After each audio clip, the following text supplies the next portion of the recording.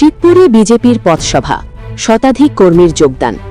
আসন্ন বিধানসভা নির্বাচনকে সামনে রেখে রাজনৈতিক কর্মসূচি জোরদার করছে বিভিন্ন দল। সেই প্রেক্ষিতে মধ্য হাওড়ার বিধানসভা কেন্দ্রের অন্তর্গত শিবপুর ষষ্ঠীতলা ৩৩ নম্বর ওয়ার্ডে একটি পথসভার আয়োজন করা হয়। ৪ নম্বর মণ্ডলের সভাপতি শুভজিৎ দত্তের উদ্যোগে অনুষ্ঠিত এই সভায় উপস্থিত ছিলেন মধ্য হাওড়ার বিজেপি প্রার্থী বিপ্লব মণ্ডল, বিজেপি নেতা বরুণ মণ্ডল সহ একাধিক দলীয় নেতৃত্ব। সভায় এলাকার বিভিন্ন ইস্যু নিয়ে বক্তব্য রাখেন নেতৃবৃন্দ এবং সাধারণ মানুষের সমর্থন কামনা করেন। অনুষ্ঠান চলাকালীন বিভিন্ন রাজনৈতিক দল থেকে প্রায় শতাধিক কর্মী সমর্থক বিজেপিতে যোগদান করেন। দলীয় সূত্রে দাবি, এই যোগদান আসন্ন নির্বাচনে বিজেপির সংগঠনকে আরও শক্তিশালী করবে।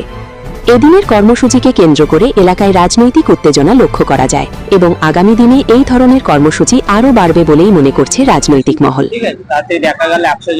দেখুন, ভারতীয় জনতা পার্টির হাত ধরতে শুধু 100 জন নয়, এরকম বিভিন্ন এলাকায় বিভিন্ন মানুষ বিভিন্ন দল থেকে আমাদের সঙ্গে যোগাযোগ করেছেন।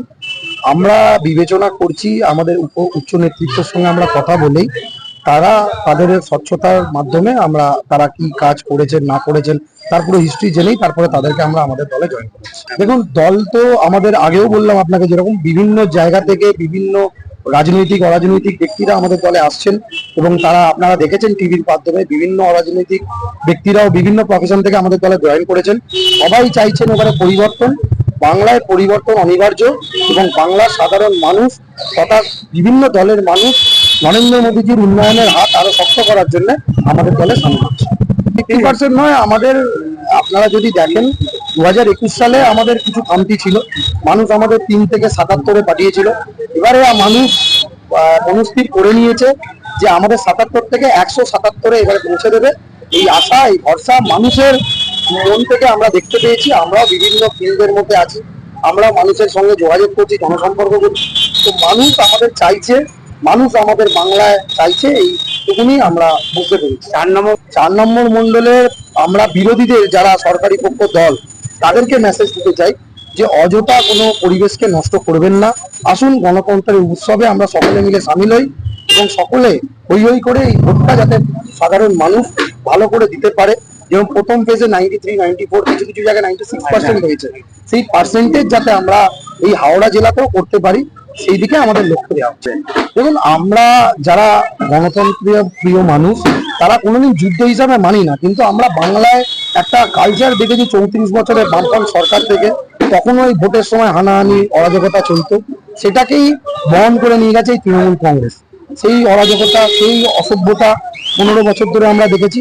মানুষ কিন্তু এখান থেকে নিস্তার চাইছে। দেখুন, বিহারে কিছুদিন আগে আপনারা নির্বাচন দেখলেন, বিহারে ভারতীয় জনতা পার্টির সরকার।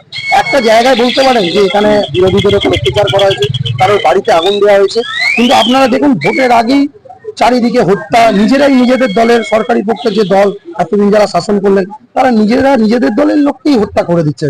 তো বিরোধীদের তারা কন্ট্রোল করবেন। দেখুন, ভারতীয় জনতা পার্টি যারা করতে আসে তারা নীতি আদর্শকে সামনে রেখে করে।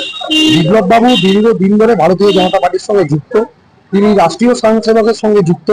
তিনি নীতি আদর্শকে সামনে রেখে রাজনীতি করতেন। তিনি কোনোদিন প্রার্থী হবেন, তিনি কোনোদিন কিছু পদ পাবেন এই আশা তিনি করেননি।